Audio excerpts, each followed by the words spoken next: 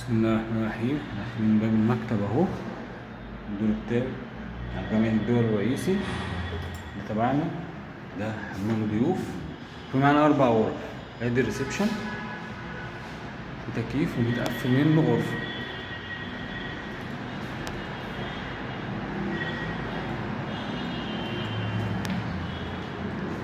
البلكونة بص على ايه؟ على الجراج خلف. وادي كده بقى ايه غرف اهي. ادي دي كده الغرفة التانية.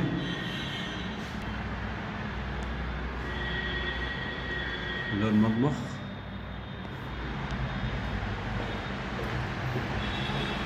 ودي الغرفة التالتة، ده الحمام الرئيسي. وادي اخر حاجة خالص الايه الغرفة الرابعة والبلكونة.